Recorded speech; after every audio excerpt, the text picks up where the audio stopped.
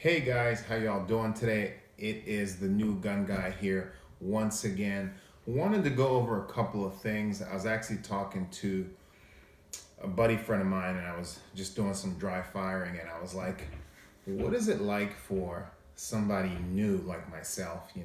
I've been shooting for 4 weeks now. I guess next week will be going into my fifth week of shooting, and you get all these terms like dry firing.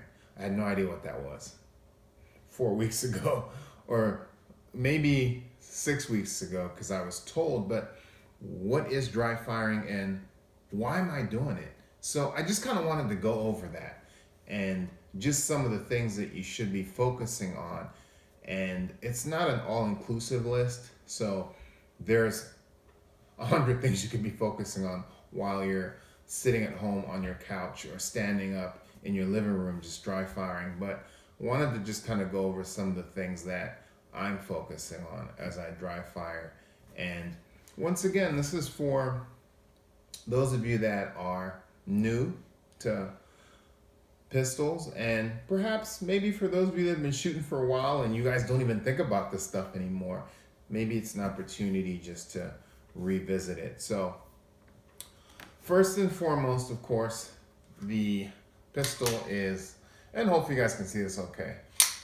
It's not loaded, there's nothing in it, and this is an empty magazine. So that's one of the first things you want to make sure when you're dry firing, guys.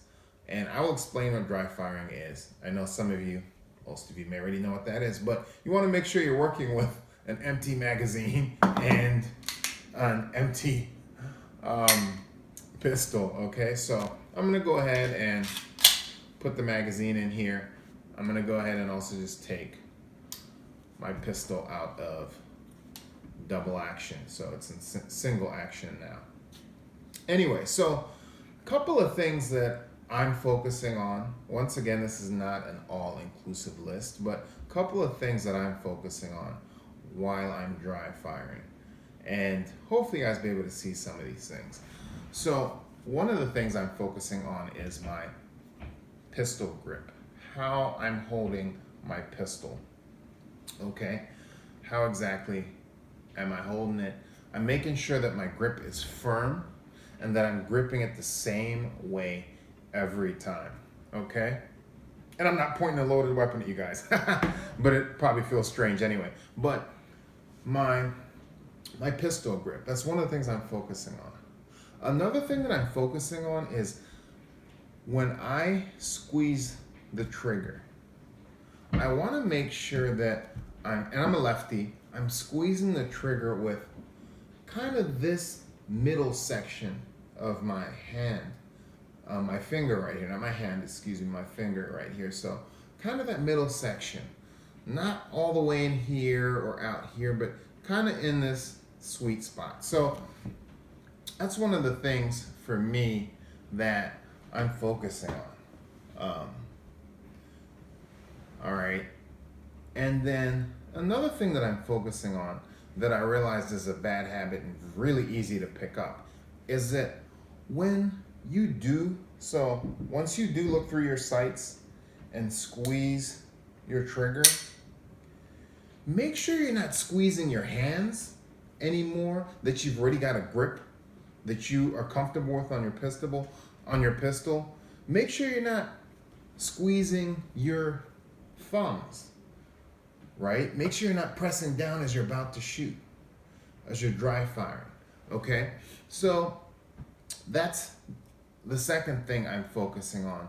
And then another thing that I'm focusing on too, and I'll show you with one hand, but as I squeeze the trigger, is that right now I'm not really focusing on speed. So I'm doing that slowly. And then after I squeeze my trigger, I'm letting the trigger back up.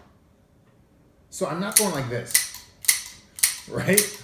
Okay, see how my hands I'm not doing that. I'm squeezing my trigger, letting it back up.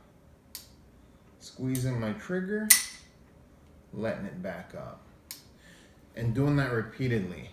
Another thing that I'm focusing on too as well is also making sure that I am looking through my sights. looking through my sights, whatever it is that I'm pretending to aim at. So you can do this in your house, you know, whatever it is, if you want to pretend to aim at a bowl, a picture, your head in a picture, whatever it is, you know, you can do that. And then one of the other things as well that I focus on is finger awareness, I guess. I would say for me, trigger awareness, which is that if I'm not ready to shoot, I want to make sure this finger is not inside of the trigger well. And that's important. It really is important, you know. So I make sure, even when I get my gun out of my safe in the morning or I'm going to the range, when I pick it up, I don't pick it up like this, right? I don't pick up my gun and I'm walking around the house or whatever till I put it in the case or whatnot with my hand inside the trigger. No, I make sure that my hand's outside over here. It's comfortable for me. Some people put their hand further up, but for me, this is cool. My hand's not going inside the trigger until I decide, okay, I'm ready to shoot. I'm ready to dry fire at something. Then I put my hand inside the trigger. So those are some of the things that I think are really important to focus on. Another thing that I focus on too while I'm dry firing in the house is that I'm steady. I'm not shaking, right? I'm not, you know, but that I'm steady at what I'm shooting at. As I squeeze the trigger, I'm still steady, right? So trying to be steady, making sure my form is correct as well too, that my shoulders are squared, that this is the actual stance that I would take if I was shooting at someone or something or shooting at a target. And so it really does help. I can tell you that I've been shooting now for about 4 weeks, right? And I'll show you 2 targets. You can probably see them over here. They're different targets, but you'll see the difference in shooting. So one target is actually from December 27th, right? I've got the date on it. So what you'll notice, right, looking at this target, is that these shots are all down here. And I'd mentioned earlier I love these targets because it tells you what you're doing. And if I recall correctly off my top of my head, what's happening here is that I'm squeezing my whole hand with my trigger pull, which I talked about, and then I'm also breaking wrist down or relaxing too soon. So my shots are going down and to the right, okay? And what can be affecting my shots going to the right as well here is how deep my finger is in the trigger. That makes a difference, and so that's why I talked about that. Okay, so this is from 12/27. So what is that? About 2 weeks ago? Yep, 2 weeks ago and a bit, all right? So this is from today, all right? Different target, but these are shots that I took today, all right? So 2 weeks later, what do you notice, right? And I was obviously aiming for this section here. What do you notice, right? Keep in mind on the, well, I guess this would be your right, my left. Over here, I'm aiming for the bullseye, right? I'm rather way off. Over here, I'm aiming for the head, and my shots are they're falling a lot more in the right area that I want them to, right? Because if this was 2 weeks ago, guess where those shots would be here, right? Those shots that I've taken today would be in this section, but they're not. They're over here. So definitely getting better. I actually wish I'd recorded this today at the range because it was really quiet. I was actually the only person in the stall, and then 2 other people came in to shoot. But the last thing I just want to share is with the silhouette targets, I mentioned this before, is that it's good to shoot these because then you kind of can envision shooting a person. Not that you want to shoot a person, right? Best thing about a pistol is, hey, if you never have to use it, that's fantastic. So, but you do want to kind of get used to shooting a silhouette as opposed to perhaps just shooting at a target. Actually, in my CPL class that I took on Saturday, one of the trainers talked about how, and I don't remember the exact example, but she talked about how, I guess America was fighting another country in a war, and a lot of our soldiers were either slow to shoot or were having trouble shooting the enemy, but the enemy didn't. And it was because at that time our soldiers were so used to shooting at a target. But when it came to the fact that they had real people in front of them, it was difficult, whereas the enemy had been shooting at targets. So mentally it does make a difference. It really does make a difference. And so nothing wrong with these targets. Shoot with both. Get used to shooting with both. I want to go ahead and see if there's anything else I wanted to share right now. Once again, it's not everything with regards to dry firing. And well, let me backtrack. So dry firing, what that is shooting your pistol and practicing with no ammo in your pistol.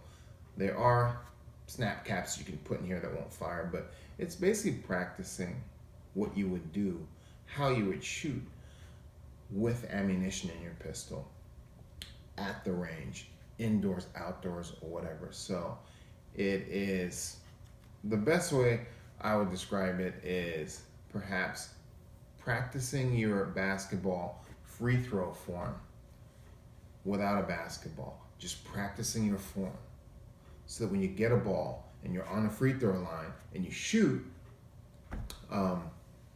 it's mechanical. It's just become a part of your nature, and that's the purpose of this. It should just be mechanical.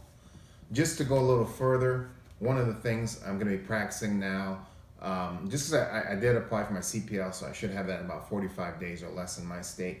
One of the things I'm going to be practicing now is with my holster, just dropping my magazine, putting my magazine in the pistol, chambering around in there, dropping my hammer down. Also, once my pistol is in the holster, what I'm going to do is practice taking my pistol out of the holster, turning my safety off, and shooting. That's important too, guys, because my pistol does have a safety. I'm going to use it. Some people don't. Hey, it's up to you. Some people have pistols with no safeties. That's up to you. But if you do use your safety, that's one of the things you want to do, which is to practice turning it off, getting ready to fire. So there's a lot of things that you can do without going to the range.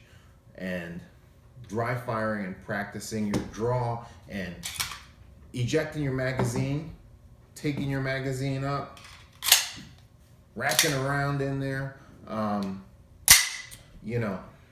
those are all things that you can practice. So, hey guys, I want to say thanks so much for watching the channel. I always appreciate any suggestions or any questions, any comments and stuff. I'm learning, so once again, I'm just documenting my journey of learning. There's so much to learn. There's a lot to learn.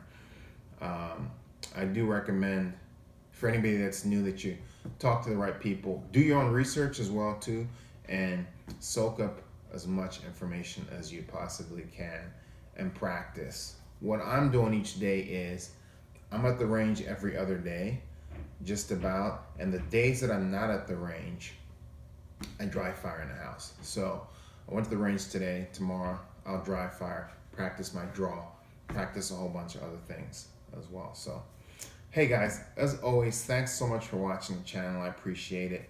Feel free to subscribe and share the channel with anybody else that you think may benefit from it. So as always guys, take care and God bless.